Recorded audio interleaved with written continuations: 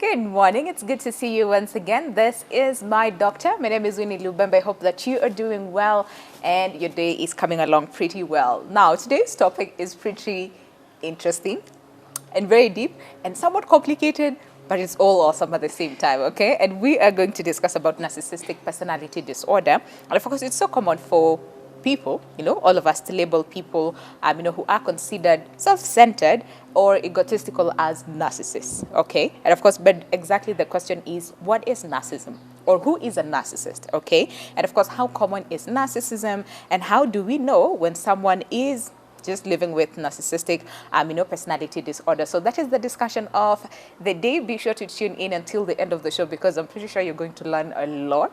And based on the discussion that we've started here before we came on air, it's going to be an amazing, amazing show. So if you have any question, you know the drill by now. Send us an SMS on 40920. If you can relate with the topic as well, feel free to share with us your story on our SMS line 40920. And together, we can learn and we can help so many people out there, especially those who are stuck in narcissistic, let's say, relationships and don't know how to leave or when to move, okay? So it's going to be an amazing show. I'm super excited for the same. So be sure again to tune in until the end of the show. And of course, our guest for the day, perfect person to discuss this. We love her every time she's here. Rahama, it's so good to see you once again. Thank you very much for always coming through. Thank you. Thanks for always having me. And we always have a good time when you are here. And I always say this because it's true. We always have a good time. But before we get into the discussion, for the sake of people who are tuning in today for the very first time, just say hi, tell them who you are. Okay. Good morning. My name is Rehema Nyambura. Counseling psychologist.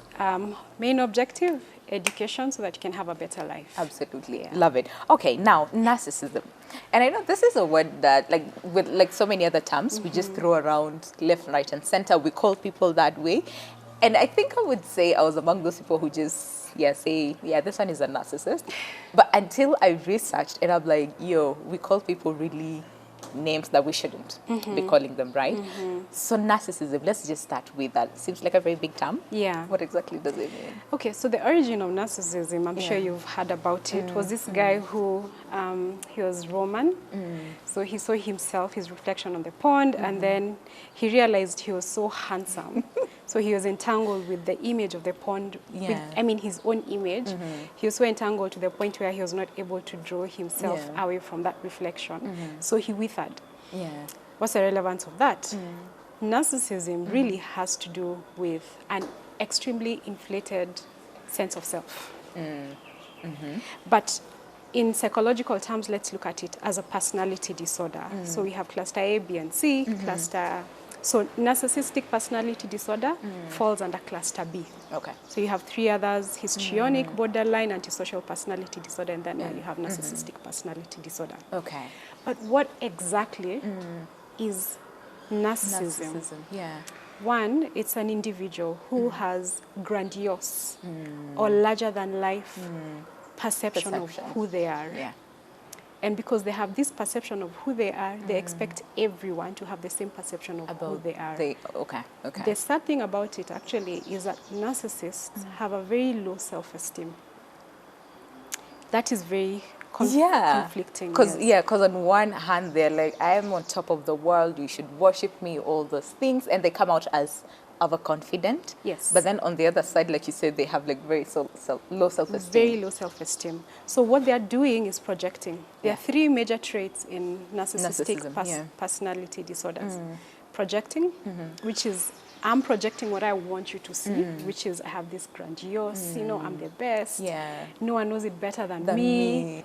Then there's gaslighting. And gaslighting ideally has to do somehow with a feeling of guilt and shame from reward. So for example, if you want to know I'm a gaslighter, I'll tell you, I bought for you that ring, and then so I bought for you the ring today. And then on Tuesday you'll come and tell me, I don't like how you've come home late. And I'll be like, how can you not even appreciate the gift that I gave you on Monday? I've done everything for you. How can you come and tell me that, I come home late? You don't appreciate. So the idea of gaslighting is you feel guilty for actually receiving gifts from me. So there's also a feeling of doubt and shame. And then the third one is manipulation. So just knowing what to say to get you hooked. And narcissistic personality disorder is very strongly on this.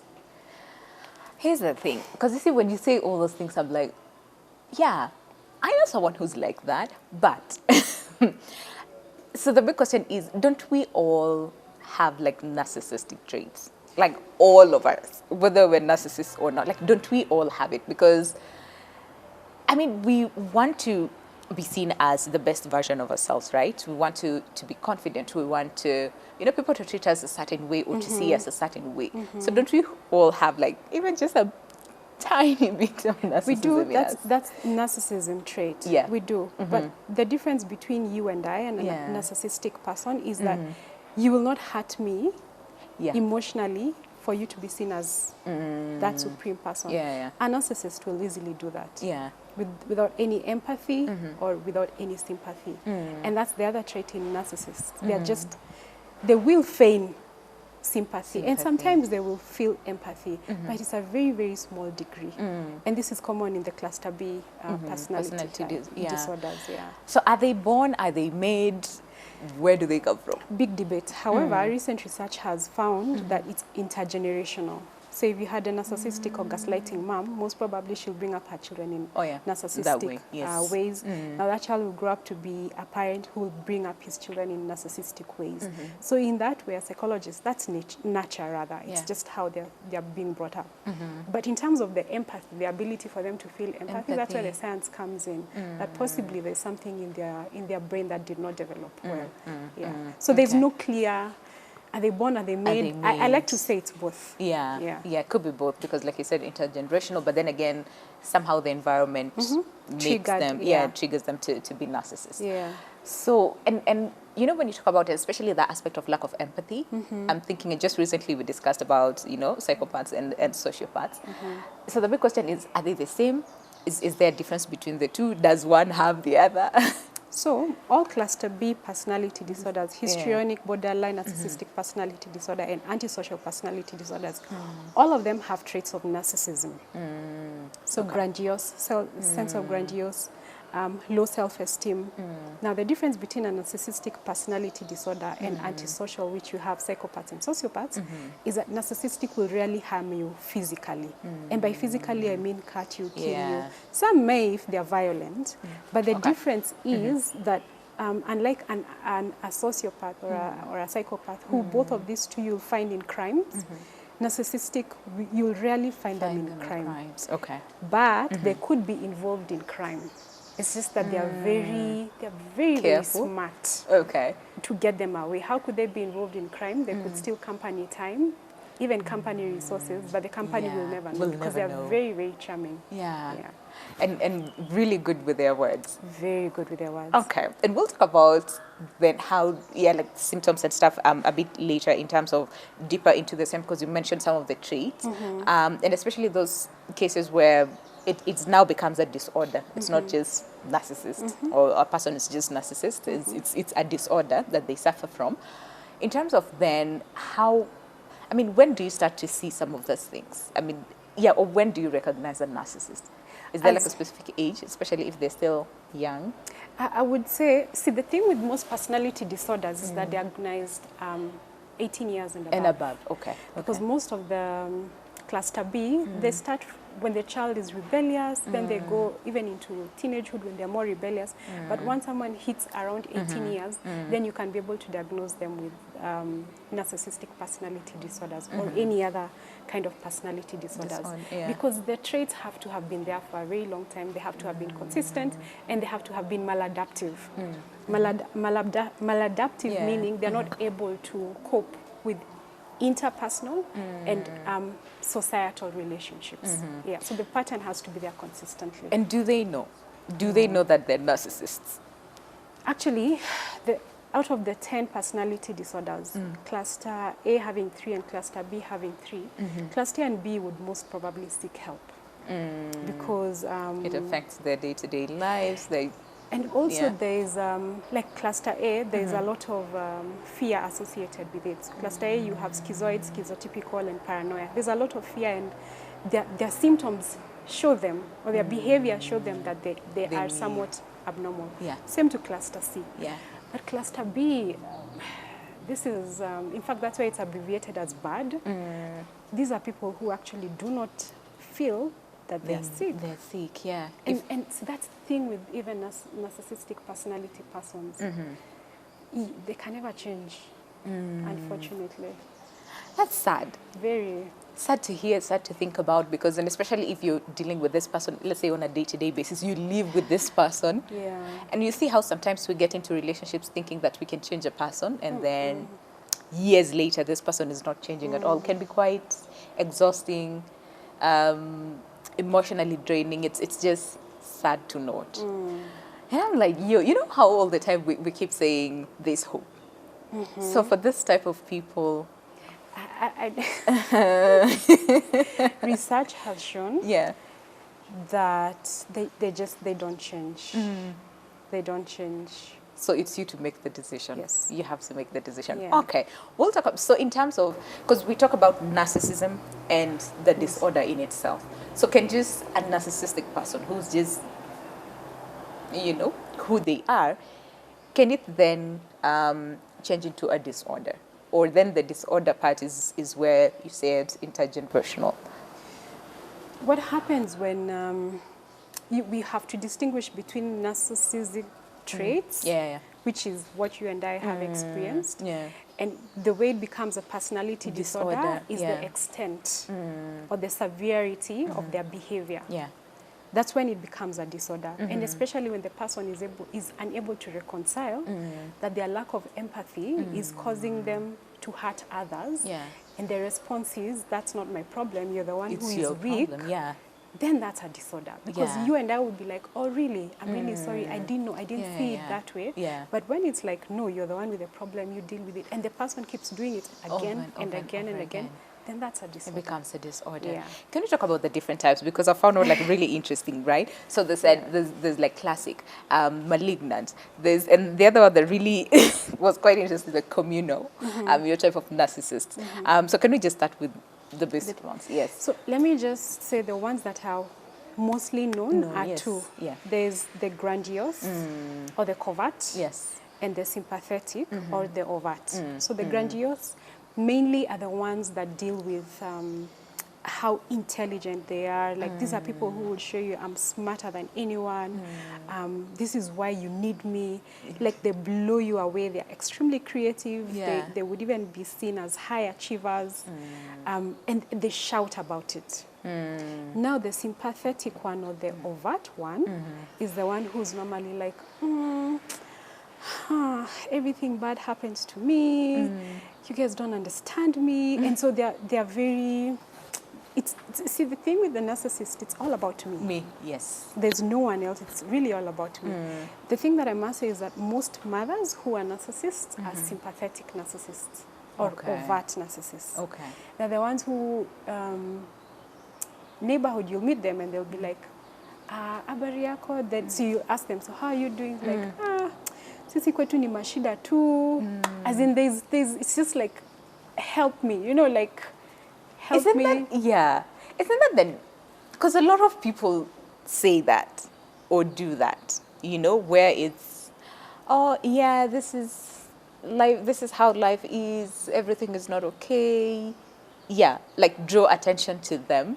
And we see a lot of people do that. So does it mean that automatically this one, they have narcissistic personality disorder? All about your life, like you talk to Winnie and you talk to me and you talk to someone else and that is a consistent pattern, then that's because yes, life is hard, but the Lord has put in us a spirit of resilience of saying, okay, even though life is not hard, I mean, even though life is this hard, but I've been able to do this and I've been able to do that. And it's also, I would say it's also a disorder because most of the time we want to wear masks about how well we are doing in our lives. That's true. So before I open up to you and tell you all the struggles that I'm going with, the first thing that you will see is a perfect picture. Everything is perfect, exactly. And that's where you're like, okay. So in terms of then, how do you spot and how do you pick them? Because, you know, when you say this, I'm like, yeah, but I've seen people who are like that. And does it mean that they have the disorder or they're just narcissists? Or it's a lot to think about. And I remember when we were talking about, we were like, it's then difficult to know how to relate with these people because you don't know if they're genuine or they're narcissists, you know? So can we start with the covert then? So for you and I, or even for just the general public who hasn't dealt with them on a day-to-day, unless you're dealing with this person very closely on a day-to-day, you will think that that's a proud person. Or you think that, that's an arrogant person, or that's a high achiever, or you'll think that that's just a depressed person for the overt one. But for the person who is in a relationship with, or even has a boss reporting to a narcissist, they'll realize, first of all, their emotional capacity is constantly drained. Because, as my friend likes to call them, the three evil sisters: projection, gaslighting, manipulation. Yeah. So how that would look like, for example, let me start in the workplace. It would be, yesterday you gave us a report. Projection: why can't you do anything as good as I do? Manipulation: I take most of my time to teach you, you never get it. Gaslighting: how much longer should I give you this gift? You should be thankful to me. That I'm patient, I'm teaching you, I'm this, I'm that. Okay. Yeah. For a relationship, manipulation: I do everything for you, why are you always complaining? Why are you complaining that I'm cheating? Yeah. I mean, I'm cheating, but it's because you're unavailable. If you did 1, 2, 3, I wouldn't do it. That's manipulation. Projection: he's possibly cheating. He's telling you he's cheating. So he'd be like, why are you cheating? I saw you look at that guy. Why are you? And you have no idea what they're talking about. Yeah. Gaslighting: I'm cheating because I mean, even ask your friends. I'm a good husband. I provide for you. You should not complain. You should not complain. Why are you complaining about this? And to some extent, they make you feel so worthless because someone, and so in such an instant, he'd be like, even though you're cheating, what does that man see in you? I mean, look at yourself. Who can love you as good as I can? Yeah. You'll never get anyone better than me. So you just better accept this is who I am. Yeah. And I'm going to still cheat, but I also still provide. Do you see how toxic that is? Yeah. I am like, you're ready to fight over here. You know, that is toxicity. Yeah. And how do you differentiate? Because there's some people who will tell you, oh, well, maybe they're just having like a bad day, or maybe something. You know how sometimes we tend to give excuses based on the way people treat us, and especially in relationship. And we'll talk about dating a narcissist in just a moment, like detailed. But we give excuses, you know. So people will say, yeah, maybe they're just having or maybe, by the way, yeah, I should be grateful that at least he provides, because there's so many people out there who cheat and do not provide and do all those things. So they manipulate you to that level of you depend on them. Yeah. With the extent of completely breaking down your self-esteem. You don't see yourself apart from this person. Be it the boss. You actually blame yourself for failures. Yeah. And if you break them down, they're actually not failures, because you've done the best. And that's the sad thing about dealing with this kind of people. You know you're doing the best, but it's never enough. It's never enough for them. So you keep trying and you keep trying and you keep blaming yourself for the failures. Yeah. But if you break it down, you'll realize it's not my problem, actually. It's you. You don't appreciate. Yeah. And we were talking about this earlier, where by the time you notice that, it's you have been messed completely. Yeah. And you also talked about it. No, wait. So that is for the covert. So for the overt, it's how do you? It's the same thing. Yeah. But gaslighting, but in a very quiet way. Yeah. So remember, the overt is that one who's like, nobody loves me. You're always nobody there appreciates me. Yeah, you're always there trying to show them. So you bring them flowers. They're like, but these flowers are not as bright as the others. But it's okay. I like them. Okay. So you're like, you feel you're working hard to pull them up. But it's never enough. Yeah. It's never, if I'm not complaining about this, I'm not complaining about that. Yeah. But how do you differentiate? Because fine, there's this thing where maybe you like things a certain way, and then this person is not probably, loving you that way or doing things that way.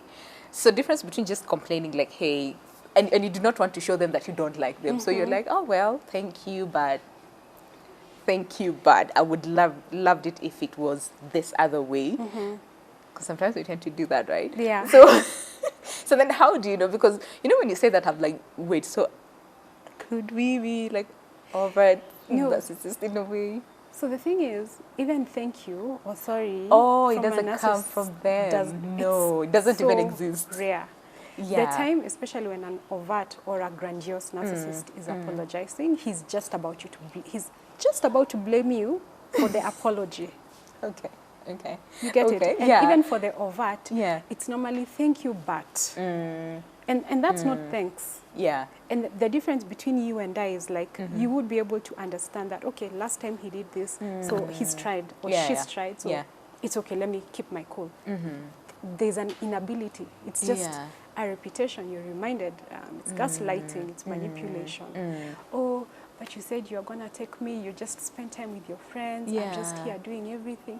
So now the person always feels like, but I try. Yeah. It's like, but you're not trying enough, because if you did, I would not be in this situation. Yeah. You're the provider, you're the one who's supposed to do 1, 2, 3.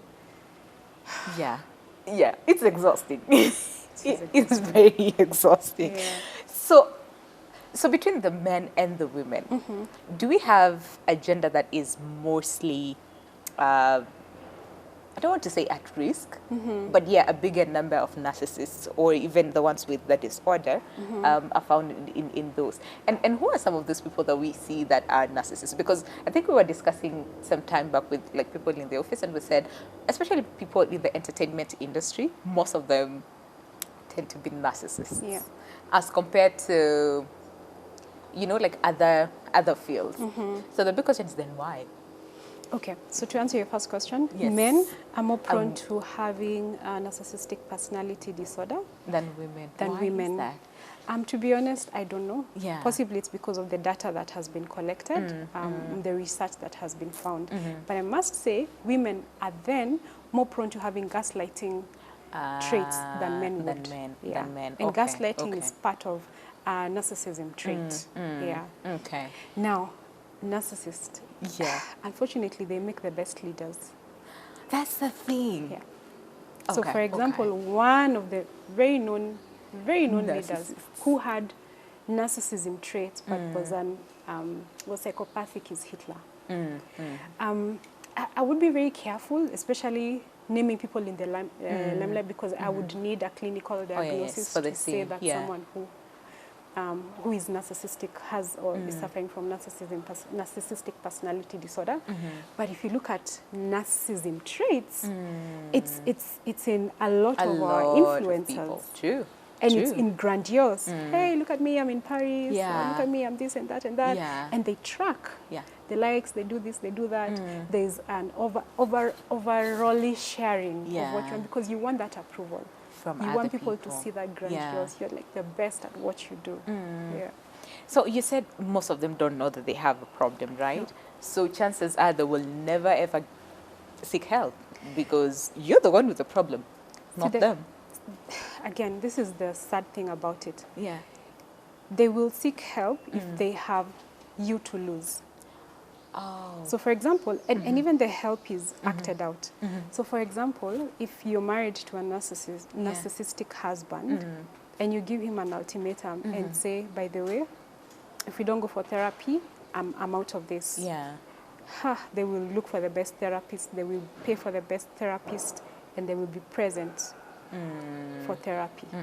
But it's because they're not, how do I say this? You know the way you love someone and you're afraid to lose them? To lose them, yes. For them, it's not about love. It's about the power they hold Over you. over you. Okay. Okay.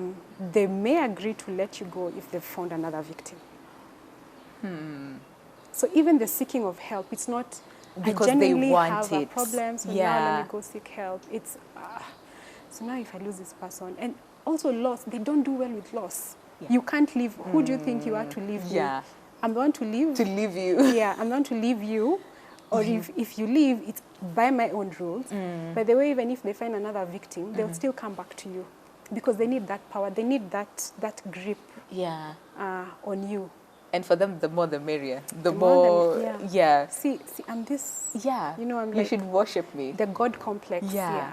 Isn't that so exhausting? Anyway, we need to take a short break. But of course, when we come back, and especially the aspect of dating, because I feel there's so many people who are married to narcissists, dating narcissists, and especially the ones with the disorder, but just don't know what to do, don't know how to handle this person. Will they ever change? do I leave? Do I stay? Because like you said, they mess you up completely, that you think without them, you cannot leave. Yeah. You know, what's life without them? So we'll talk about that after this short break. And you said there's no hope for them. So we're like, so then what happens? What do we do? Oh, yeah, don't change. They don't, which is actually sadder. It is. To think about, you know. Yeah. So let's take that short break. But of course, when we come back, a lot to discuss as far as narcissism is concerned and narcissistic personality disorder. So be sure to stay with us. It's a lot. Okay, we'll see you in just a moment. All right, welcome back. Glad you're still with us. This is My Doctor, and our focus of discussion today is on narcissistic personality disorder. And we're just trying to understand all these aspects about narcissism because, like I said when we started the show, most of the times we tend to just throw these words, you know, here and there, but sometimes we just don't understand the magnitude of the same. We're getting great insights today, you know, from Rehema, who is our guest for the day, as far as narcissism is concerned and narcissistic personality disorder. So if you know someone, or if you're watching us and feel like, hey, by the way, I could have some of these traits, then feel free to share your story with us on our SMS line 40920. Do you have a question on the same? Again, feel free to interact with us. We're here to answer all your questions as far as narcissistic personality disorder is concerned. So 40920 is our SMS line. Make use of that and let's help each other out, especially understanding what narcissism really is. So Rehema, that aspect of then dating them. I know we talked about it just in passing during the first session, but just dating, because like we said, there's so many people, like now understanding what narcissism is all about and even the personality disorder in itself, I'm like, there's so many people who are suffering, you know, either dating them, married to them, living with them as far as, let's say, a family member, and they just don't know how to deal with this person because, like you said, they mess you up completely that you think you cannot move on with life, you cannot live life without them. So first of all, a person who's dating a narcissist, like how do you know you're dating a narcissist? Okay, so let's just be honest. Yeah. First of all, they pick their target. Yeah. And unfortunately. Unfortunately. Yeah. And they are more drawn to people who are very sympathetic. Picking their target means even before you know they are dating you, they go into your social media, they check out, they know you, they know your friends, they approach your friends, they become friends with your friends, they charm and, you know, you take, like, your friends just like, oh my gosh, this guy really likes Winnie. So we like to say the first few months, sometimes even if extended first few years, it's a whirlwind of romance. Bring you flowers at work, bring you chocolate when there's no occasion, you know, like they really sweep you off your feet. But the thing is, you'll start noticing red flags through jealousy. And it's obsessive jealousy. So for example, because I was about to ask to what extent, because so for example, we can be all jealous. Yeah, we can be. Yeah. So we're having dinner and you turn around and you look at someone and they're like, do you know that person? I saw how you looked at them. Yeah. Why are you lying that you don't know them? You know you're my woman. Yeah. No one should look at you like that. And you shouldn't look at anyone like that. You belong to me. No one can love you like I do. Okay. And it's very intense, but very short-lived. Yeah. So you go, I mean, as a girl, you're like, oh my gosh, he really likes me. He's like so protective, he's obsessive. Doesn't want people to look at me in certain ways. Yeah, doesn't want to. So at the onset, it's very intense. You feel you're like on cloud 9. And then you settle into the relationship. And that's where the 3 evil sisters, as my friend calls them, come to life. Yeah. Manipulation, gaslighting, and projecting. Yeah. But then it's cyclical. So today you'll find a text on his phone, like, oh, yesterday we have, like, whose text is this from? It's like, no one, that's just a friend. Plus, why are you looking at my phone? Yeah, you see how that one changed, like, immediately. Exactly. So like, it's you. Your fault. Like, that's why? Manipulation. Why are you looking at me? You're blamed for doing something that is very, very natural. And the worst thing about it is you actually believe that if you did not, if you didn't look at his phone, then you couldn't find it. You would have continued having a fantastic time. And then the next day he brings you flowers. The next day he takes you for a movie. Then the other day it's like, why didn't you answer your phone? I called you 5, 6 times. Even though you're in a meeting, you should stop. It's me. I'm your boyfriend. Like, don't you get how much I love you? So it's highs and lows, highs and lows. And the worst thing is that you just end up being a shell of who you are. You cannot make decisions. There's constant fear around you because you don't know, should I ask, should I not ask? That uncertainty brings in a lot of anxiety and fear. I'm just exhausted thinking about it. I know. It's exhausting emotionally. But now sadly, there's so many people who continue to stay, in such relationships. And of course, the big question is, why? I mean, we all know how we're supposed to be loved, right? Yes. And we all know how love feels naturally. But then this one where it's one time it's all over here and then the next time it's all over here and then like the cycle continues. So the big question is then, why not take action? And action is dependent on the person. Yeah. Why not do it? Because before you even answer that one, can we talk about then how that messes you? Because I'm trying to think that aspect of why not take action, but let's just understand first of all, what does, that pattern of up, down, what does that do to an individual? Oh, it shreds your self-esteem. Yeah. Completely shreds your ability to make decisions. And see, the thing with psychology, we call them psychosomatic illnesses. Once your self-esteem is shredded, it starts to show. So you start to gain weight because one of the stress hormones, there are two stress hormones, adrenaline and cortisol. But the one that it keeps on pumping when you're anxious is cortisol. Cortisol is the hormone that makes you pump up more weight. So you pump up a lot of weight because you're anxious and you're stressful, and your husband keeps reminding you, look at how much weight you've added. This is why I'm cheating. So you see, it's just cyclical. It's they leave you feeling like zero. You're worthless. Yes. But do you know why they leave you feeling like that? Because that's how they feel about themselves. Because remember, they are at the negative in terms of self-esteem. Yeah. So you know how sometimes when, and especially someone like you genuinely in love with, right? Probably does something, they would easily apologize. So for narcissists, do they ever apologize? I mean, yes, you said they apologize, but make you feel bad for the same. But do they really, really apologize? Genuinely? Like, hey, yes. No. Straight fat, no. No.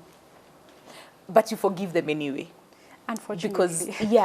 Because they've made you feel it's either me or you are on your own. You cannot do anything on your own. So they don't even feel bad making you feel bad. No. Because that is where they thrive. Exactly. Right? That's their power. So what about then their families? And we discussed about psychopaths and narcissists. Yeah. There's a bit of difference on the same. But for psychopaths, where they would not want to hurt the people around them, like their family and stuff. But now narcissists. So what about their children then? They're lucky. That's their father. Wow. Yeah. You can't achieve like me. Are you sure you're my son? I'm your father. It's me. I'm your father. Yeah. You should be like me. Like we me. should, on the same level, on the same path. So poor child strives and strives and strives to be like dad, but it's never gonna be enough. Yeah, and we've had a lot of people say the same, where they say it doesn't matter what I did to my parents, I was just worthless, I was this, I was that, and unfortunately it's what's the negative connotation. Yeah, the thing is, the only time there is commendation, and I put commendation quote unquote, because commendation is about me telling, for example, my son, telling him, I'm really proud of what you've done. It's about him. It's me empowering him. Yeah. But for a narcissistic dad or parent, the only time there's commendation is your achievements are making me look good. That's the only time when there is commendation from a narcissistic parent to the child is when now it's not, the child will even never know. It will be the friends. So the mother might say, oh, did you see my son was 1, 2, 3? Yeah. Or the parent might even introduce the child with their achievements. Hi, this is the best actor in the school. Yeah. Did you hear? He's going to the school that 1, 2, 3 person went. So it's really never about the person. It's about the achievement and how the achievement makes them feel. Makes the parent look. Exactly. Yeah. Like, see, I'm the best parent ever. So then what does that do to the child? Oh, it Because, dents yeah. and dents. And that's why, unfortunately, if a child was brought up by a narcissistic parent, they yeah. themselves would end up being Narcissist, narcissistic. yes, Yeah. as well. So can two narcissists date? No. No. No. For a narcissist, Yeah. it has to be a narcissistic personality Disorder, yes. and a victim. Okay. And they have to be lower, quote unquote, in their mind of astute than the narcissist. Yeah. They have to be on top. They have to be the best. Yeah. Even if it's the overt one, Yeah. they have to be the best at Whatever complaining. they do. They have to be the best at, Is it complaining? at Okay. feeling sad. Yeah. No one can be sadder than Them.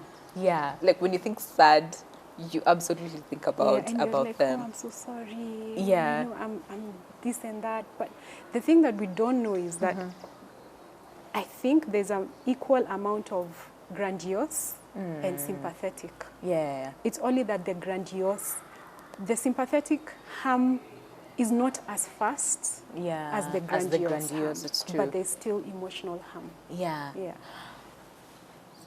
Okay. So in terms of, so then are they prone to like depression, or any other like mental illnesses? Are they prone to, and especially the overt? No. The overt, the grandiose, no. How am I showing weakness? No. Yeah, they might not show it to the public, but when they are alone, The grandiose or the Yes. sympathetic? both. Sympathetic might, because then okay. that becomes an identity Yes. and it becomes a role. Yeah. So they could They have actually to play that all the time. But that's the thing with depression, which is a mood disorder. Someone wants to get out of it. You want to go yes, back to your yes. normal life. You don't want to feel sad. All the time. But true. for the sympathetic or overt narcissistic, they're okay. yeah. Because that's an identity. That's how people get to concentrate around them. They Yeah. gather around them. Yeah. Like, oh, you're so special. Yeah, Oh, we need to treat you yeah, this that- way. Yeah. Wow. So even when they are by themselves, and especially the grandiose type, right? They want to portray they're perfect. Life is good. I am this. You should worship me. I am. You're the reason. I'm the reason why you're even breathing. But when they are alone, It's the same thing. it's the same. They Yeah. do not feel that emptiness.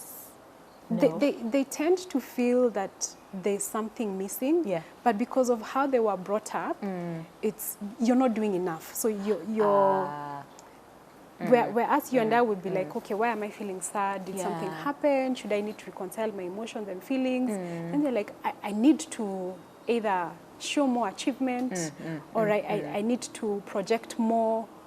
It's never self-reconciliation. Yeah. So even that, because there's no feeling of, oh, I'm sad, and even if there is, I would say they really suppress it. They'll never seek help for it. Because seeking help is a sign of weakness. And I cannot afford to show weakness. Because try and picture a small boy and the father. Why are you not achieving? What kind of a person are you? You should work hard. Yeah. So that's how he has learned to see himself. Yeah. It's like, don't show any weakness. And so they project, they manipulate. That's how now they get their reconciliation. Yeah. Now look, she needs me, or he needs me, or like I'm the one shining, everyone is praising me. Yeah. It's a lot. It's a lot. Yeah. So then I'm like, so how then do you deal? I mean, then that question of why not then make a decision? Because now how do you deal with such like on a daily basis? Like how do you deal with a narcissist? And especially if you're either dating them or you're married to one. How do you deal with that? It's a really, really sad and desperate situation. It will take the person who's dealing with them to make a decision and say, you know what, this person will never change. Yeah. How do they deal with them? They form a defense mechanism. Most of the time when you're dating or married to a narcissistic person, they've hammered you so much, you don't know who you are, so you accept whatever is given. And so even when your friend point out that is not normal, it's not normal that your husband is blaming you for his cheating, or the wife, you're like, no, but if I would have done 1, 2, 3, 4, he would not have done that. Yeah. I would say until either there's just a self-reconciliation, or they go into therapy and the therapist points out that, hey, you are actually married to a narcissist, and these are the signs of a narcissist. Of a narcissist. And the person says, like, and they understand that there's nothing that can be done to the narcissistic person, and they decide to leave. But there is help for the people who are dealing with the wife, the children, just the general society around the narcissistic person. But for the narcissistic person, they'll never change. They'll never change. It's a personality disorder.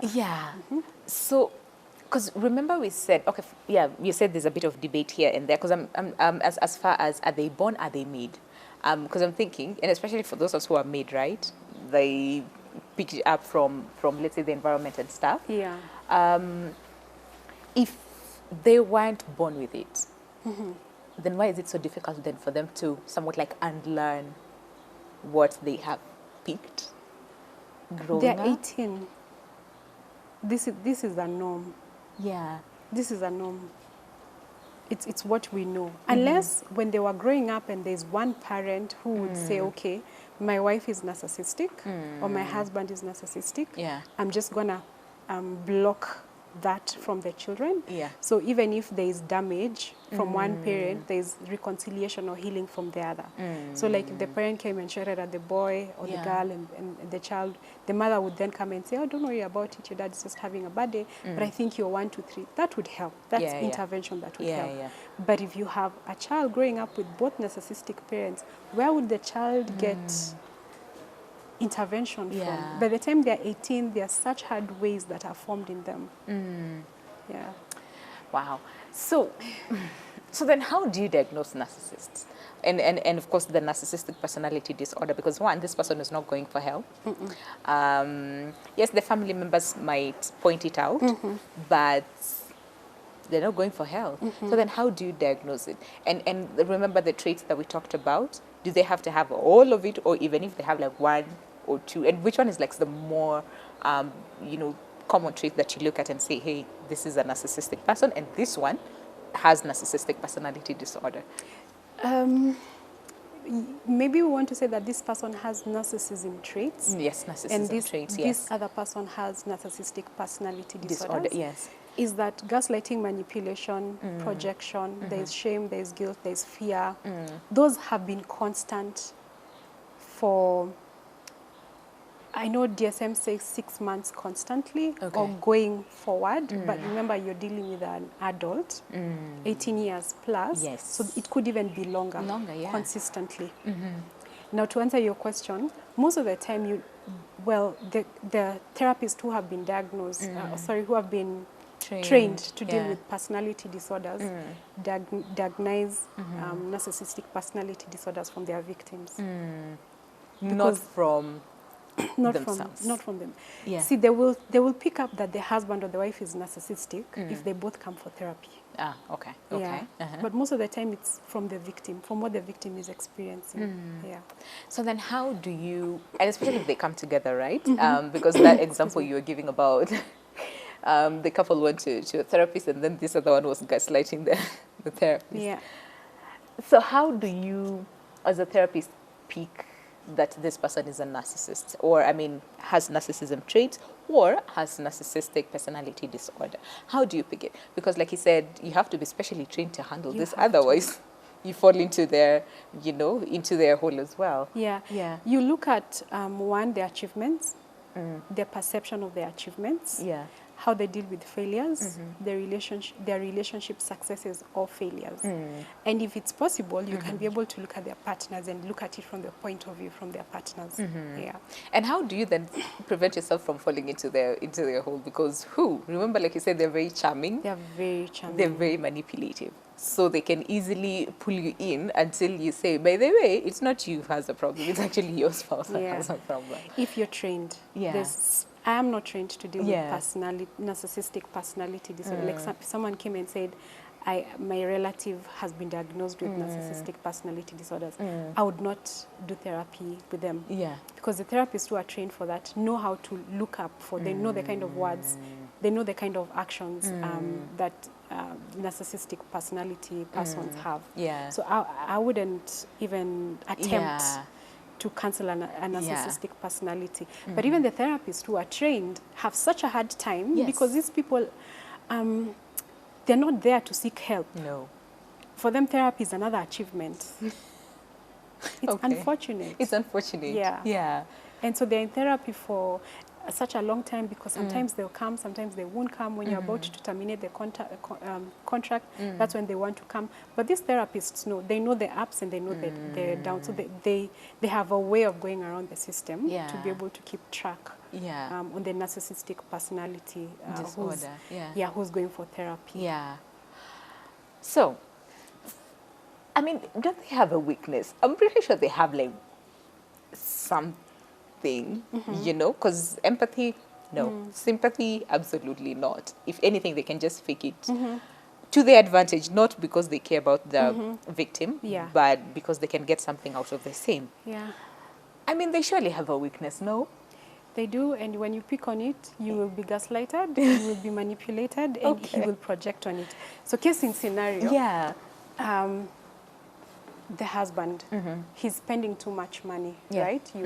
You and your wife, the family has agreed that we're going to save 200,000 for a holiday in September. So the husband knows there's X amount of money that they need to put aside. They need to put aside, and that's another physical trait you would see in narcissistic. They spend, spendthrift. Remember, they have to show they live the life, right? Yeah. So they go and withdraw money from there. Then you as your wife, you come and you tell them, you know, I've realized that you don't spend money wisely. That's a weakness. What do you mean I don't spend money wisely? Who brings that money? Isn't it my money? What were you doing checking in our joint account? In the first place. I thought you trust me. I thought you trust me. We are in January. We are going for the holiday in December. Yeah. How sure are you I won't put money back into the account? Why are you trying to control me? Have you forgotten all those things that I've done for you? For you. Yeah. You should be ashamed of yourself. That's how their weakness is. Yeah. You can't. You try pick it, they gaslight. You try. They project on you. I mean, cheating is wrong. But they will admit they're cheating, but it will be your fault. Yeah, why did If you dressed like her, if you had hair like hers, I would not cheat. Or look at you, you've added so much weight. Yeah. I mean, don't you feel ashamed walking around in such a body? Who would even find you attractive? You're lucky I even married you. I am in my feelings right now. But I can imagine, and I can imagine someone who has to live with that over and over again. My gosh, it clouds. If you go into the psychology of anxiety, when you have cortisol pumped into your body, your mind becomes cloudy. Yeah. You cannot think, and when you cannot think, you can't make decisions. When you can't make decisions, you cannot progress. You have to rely on that person. And that's where they gain their power from. So these people will never change. Absolutely not. So then, it's the only. I mean, the victim is the only person who will have to make the decision on themselves. So what are some of the steps that they can take? Because I cannot imagine living like that. For I don't know how I mean, it's you just can't. You know. But then again, I mean, I was struggling to understand how then do you not leave? But I think now I understand why it's difficult for these people to leave or to make a decision. We can't say to leave because you have to leave, but make the decision on your own. So then what are some of the first steps to take? You know, and especially if the children are involved. Oh my, this is a tough one because most of the time when the victim comes into therapy, they are complaining about anxiety, generalized anxiety disorder. They're complaining about feeling sad. But when you dig deeper, you actually realize it's an external factor that they're coming into. So, in fact, most of the people who come for therapy realize that they're actually dating or married to a narcissistic person. Now, the beauty of that is once that is painted, and they now can see the options. They're like, okay, so I'm depressed because of 1, 2, 3, and I'm unable. This person is unable to change. So it's either I stay in this state or I come up with better defense mechanism. And one of the defense mechanisms, if you're married to a narcissist, is clear, bounded communication. You state your truth and you never allow yourself to get sucked into the cyclical blame game. But that's very, very difficult. Exactly, because I'm Yeah. trying to think this person has manipulated you, or they have, I don't know, shattered you completely. Completely. You know, that you're not even able to, first of all, think on your own, make decisions on your own. You have to involve them, and every time you involve them, they'll be like, when you can't think on your own, it's just too much, you know. So getting to that point of clear boundaries and not allowing yourself to then get sucked into their, you know, manipulation and stuff takes Yeah. time. It does, and it needs you to be mentally healthy. Yeah. So what that does, that's a precedence. That's what you need therapy for. Yeah. To come back and say, okay, my self-esteem is shattered. I can build a new self-esteem, and that's very, very possible. What do I want to be? Yeah. I want to be cool, calm, and collected. I want to be confident. We start working on that. How does that look like mentally and physically? I want to go to the gym. Let's start working on that. Let's start working on your confidence. Yeah. So the victim gets to a point where they feel confident enough to not answer back. But therapy is very intensive, because I'm here trying to build your confidence, then you go back to the same environment. Yeah. So it's almost cyclical.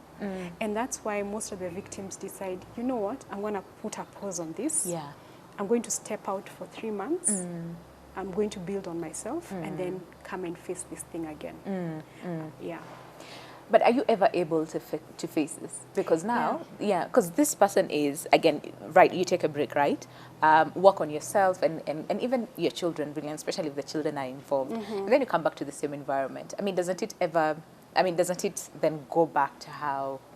What I have seen is that things most were? people who are either married or dating persons with narcissistic personality disorder leave. So after the 3 months, they evaluate, or whatever amount of duration, it's You take, not fixed for 3 months. Could be a year, it could be a month, whatever. So once they are, I would say, back to their feet and thinking healthily, and they know, they're like, I think it's better for me to leave. Yeah. So now they start planning on their exit. Okay. Yeah. And then as we finish, in terms of... Because you said this person, even leaving is just dramatic in itself, because how do you leave me? I mean... How do you leave all this? I have made you. Your life is like this because of me. Like everything about you, it's because of me. So then how do you leave? It's a strategy. It's not a one-day thing. Yeah, you don't just wake up and say, hey, bye, thanks. And this is part of what the client decides during therapy. Yeah. They say, within 3 months, I want to know myself so that I can make the decision. Yeah. So 3 months come and they're like, okay, fine, now that I'm okay, I think I'm going to leave. And these are the things that I need to leave. This is what I need to do. This is who I need to tell. And they start now on working on that plan. Yeah. But the best thing is prevention. That's the thing. Keep saying. Yeah. I mean, if you feel that you're dating a narcissist, then you're probably right. And just run. Yeah. If you can. As soon as possible. As soon as possible. And especially when you start noticing the red flags. Because remember, like we said, sometimes, I mean, they treat you so well that you find it, like before you know it, ulishaingia box ukajifungia, throw away the key. You know, so then the process of living becomes difficult. So prevention is key. This is just too much, but it's fine. Yeah. So does it ever stop?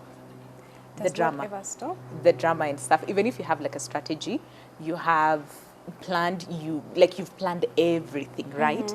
And especially if the kids are involved, because I'm trying to think, and you'll answer this shortly because we're supposed to finish the show like right now. They will always want to be in the kids' lives, right? And then somewhat like the partner continues, especially with the children now, because now they can't get to you. They start getting to the children. So does it ever stop? Yeah, because therapy is done also on the children. So you also psychosocial educate the children. As you heal their self-esteem, you also educate them. So the children are very resilient by God's grace. The drama stops when you walk away from dealing with a narcissist. Yeah. That's when the drama stops. Yeah. And I think we'll just have to take that. Yeah. It stops when you walk away. When you decide to leave. It's a lot. It's exhausting to just think about. But what I like is the fact that now we are aware, helps us be somewhat empathetic, and especially to those people who are dealing with narcissistic persons. So thank you, Rehema. Thank you so much for coming by today. I just want to say, I was among those people who are like, why don't you just leave? I mean, a person treats you, why don't you? But now we know better. We know better. better. So thank you. Really appreciate your time. Well, now I believe that you have a better understanding as far as narcissism, one, narcissism traits, and narcissistic personality disorder is concerned. So practice empathy. I mean, the next time you see a person probably dating or even married to a narcissist or a person who has narcissistic personality disorder, now you know how to look at it, okay? From empathy, not from like a judgmental point of view, okay? So we'll see you on the next time, on the next episode really of My Doctor. But until then, God bless, stay safe, and my name is Zuni Lubembe. Goodbye for now.